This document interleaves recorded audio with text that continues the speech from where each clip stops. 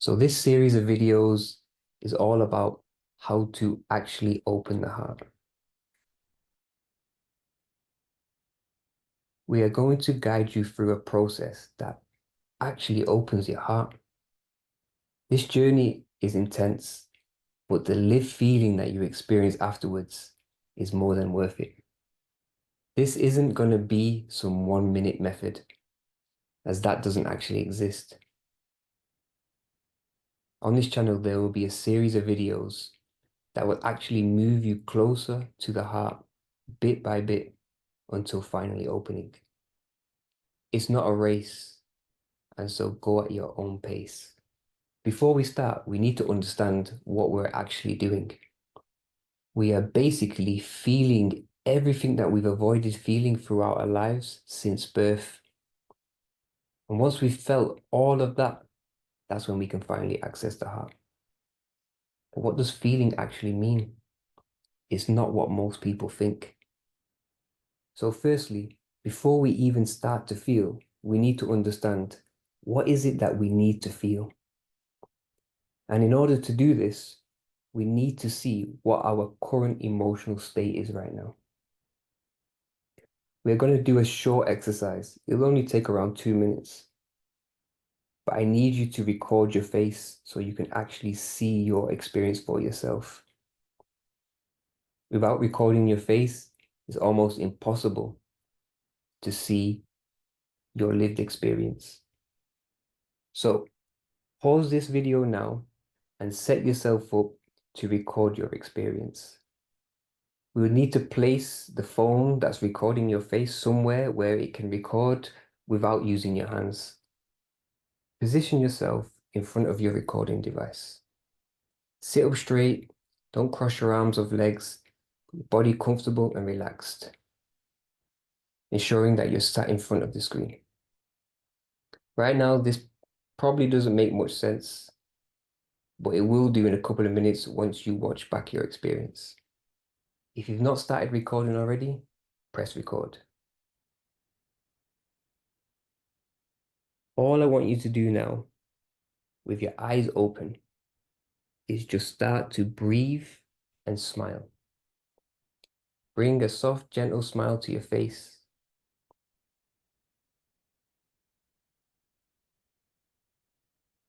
Just breathe and smile with the eyes open in front of the camera. Try to keep the smile on your face.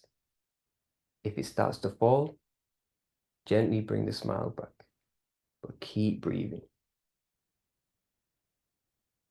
Breathe and smile. Body's relaxed. Breathe and smile.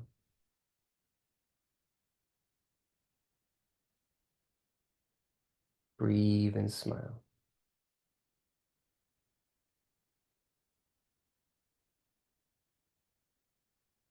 Breathe and smile. You get an itch anywhere, just ignore it. You just focus on your breath and holding that smile. Breathe and smile.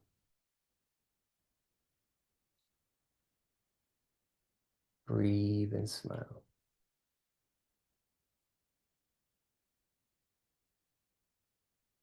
Breathe and smile. Breathe and smile. Continue to breathe and smile. The only thing I want you to do differently now is close your eyes. Breathe and smile. If you get an itch anywhere in your body, just ignore it. If it gets more intense, ignore it. If it moves around the body, just try to ignore it. You just focus on your breath and smiling. Breathe and smile. Just follow my instruction. Breathe and smile. The smile falls, it's okay. Just gently try to bring it back. We're not tensing the face. Breathe and smile.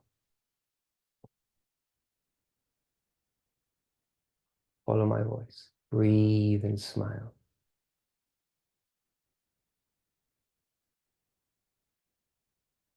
Breathe and smile.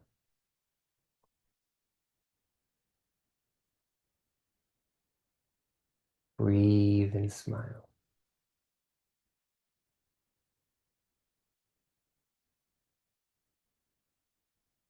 Breathe and smile.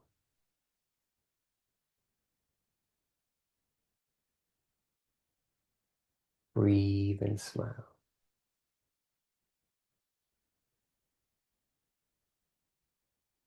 Breathe and smile. Now, watch your recording back. How long were you able to smile with your eyes open? And how long were you able to smile with your eyes closed?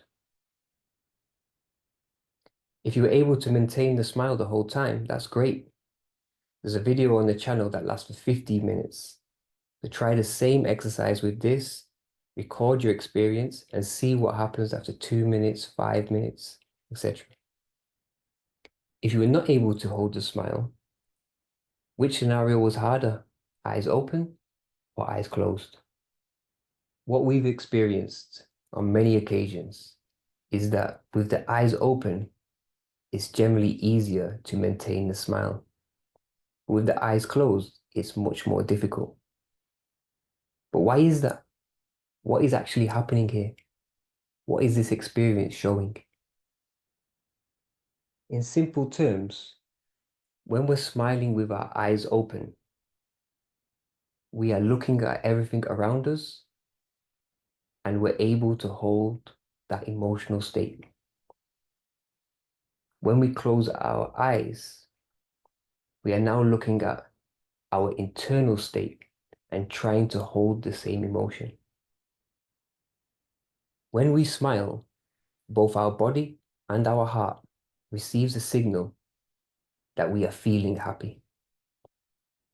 And so whatever we are experiencing in that moment, a happy emotion is attached to it. And so with that understanding, when we are smiling with our eyes open, we are smiling at our surroundings. When we are smiling with our eyes closed, we are smiling at our internal state. This is the difference in the two exercises that we just did. If your smile was dropping when you had your eyes closed, try to understand that it was actually very difficult to attach a happy emotion to the experience that you were having.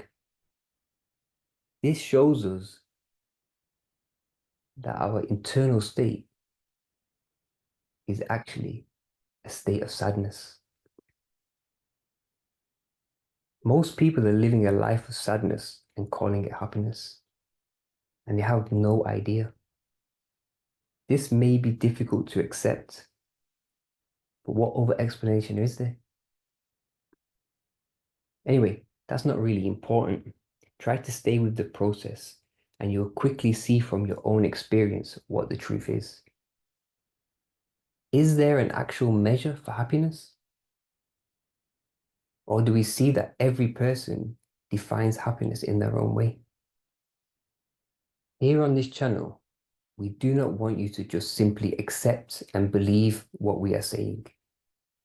Our intention is for you to experience everything for yourself and trust that experience, as that is the only thing that is real for you, a lived experience. Consider this example. We have seen multiple people who are thinking about suicide on a daily basis and are finally able to free themselves of that thought. They move from a suicidal state into a depressed state, but in their experience, they've called that happiness. This gives us the understanding that any slight release of suffering is perceived as happiness to that particular individual.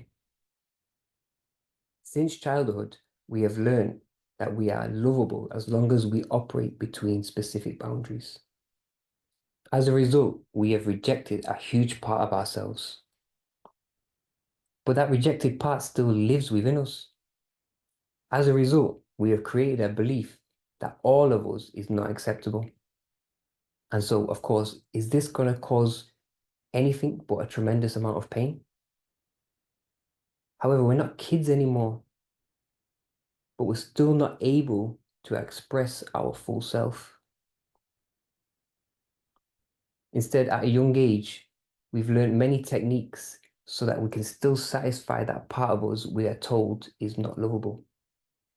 Can this produce anything other than pain? Those techniques that we learned are living on top of who we really are.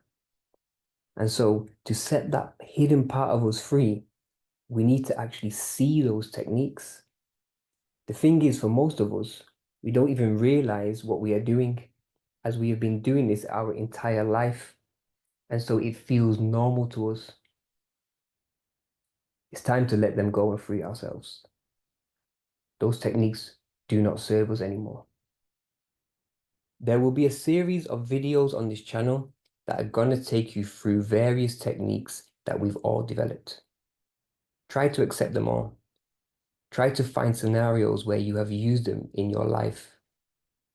Understand there are many more techniques that live inside us all. And so the more you accept about yourself, the more they have no control over you. And you'll start to slowly see the space inside you increase. If you can see examples inside of yourself and feel comfortable sharing them in the comment section, please do, as they will help other people see techniques within them that they may not have been able to realize. And so whilst freeing yourself, you can also be helping others to free themselves, which is pure service.